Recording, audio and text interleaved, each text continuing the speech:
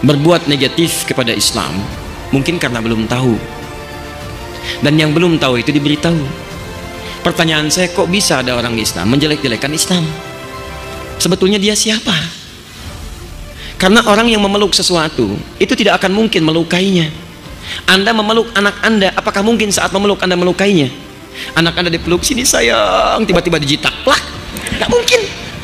Peluk itu tanda sayang. Anda memeluk Islam, masa Anda melukainya? Mustahil. Jadi kalau ada orang kemudian mengatakan Muslim kemudian dia melukai Islamnya, maka ada yang salah dalam keislamannya. Minimal munafik. Minimal itu kata Quran. Hati-hati. Quran surah keempat ayat ke-140, posisi paling kiri sebelah bawah. Ini sikap bagi orang munafik. Cirinya kadang kalimat-kalimatnya bagus. Cirinya di Quran surah kedua ayat 204 sampai 207. Kalaulah setiap manusia itu tahu betapa cepatnya dia ketika dilupakan oleh manusia ketika mati, dia tidak akan pernah habis-habisan hidupnya dipakai untuk ngejar pujian manusia. Kenapa? Karena dia tahu nanti kalau dia mati itu paling cepat dilupakan manusia. Maaf ya ikhwan, maaf ya ikhwati, orang yang paling setia mendoakan kita itu sejatinya cuma 3. Orang tuamu, kemudian pasangan hidupmu, anakmu. Itu yang paling lama akan mendoakan kamu. Selain itu mungkin mendoakan 1, 2 hari, 3 hari, 4 hari, seminggu. Setelah itu lupa, karena mereka akan sibuk dengan amal mereka sendiri-sendiri. Makanya yang ketiga, banyak muhasabah, banyak merenung. Di antara salah satu konten untuk merenung itu apa? Kalaulah setiap manusia ingat betapa cepatnya dia dilupakan oleh manusia, dia tidak akan habis-habisan untuk mencari riya dalam kehidupan dan sanjungan di balik ibadah. Kalaulah setiap apa fungsi sholat? Quran surah ke-29 ayat ke-45. Innas sholata tanha 'anil fahsya. Kalau ada orang sholat dan benar sholatnya, itu otomatis sholat yang dia kerjakan akan memberikan pengaruh pada tubuhnya untuk mencegah dia dari berbagai tindakan-tindakan maksiat. Fahsya, maaf sekali, maaf, zina, selingkuh, LGBT, pornografi itu fahsya. Mungkar, mencuri, bergosip, menuduh, merendahkan, berselisih itu mungkar. Jadi kalau orang benar sholatnya, amal soleh lewat sholat ini, dia akan otomatis mencegah pelakunya berbuat salah.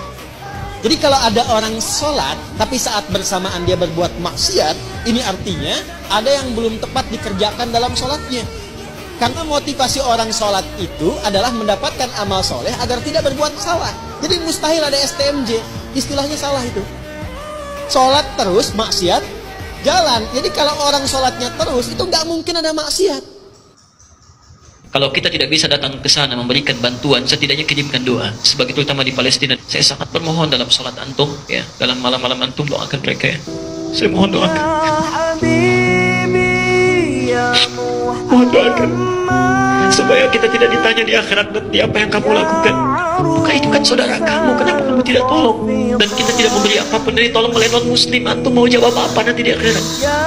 Jadi kalau kita tidak bisa membantu dengan tenaga, dengan harta, setidaknya doakan mereka, ya, doakan. Semoga Allah memberikan kebaikan untuk antum semuanya. Tidak mau sholat itu oleh Allah tidak diaku umatnya Nabi Muhammad. Kata Allah, umat Nabi Muhammad itu pasti kelihatan sholat. Jadi kalau dia nggak sholat, diragukan apakah umat Nabi Muhammad atau bukan. Di awal hati-hati, lihat anaknya. Kalau anda sudah mulai sholat ke masjid, bagus, alhamdulillah. Ke majlis ta'lim bagus, tapi jangan sholat sendirian. Barangkali ada anaknya yang belum beranjak lebih baik.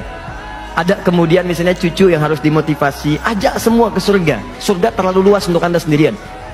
Bahkan banyak ayat surga itu meminta kita untuk peduli pada keluarga. Quran surah ke-66 ayat ke-6. Ya ayyuhalladzina amanu qu anfusakum wa ahlikum nara.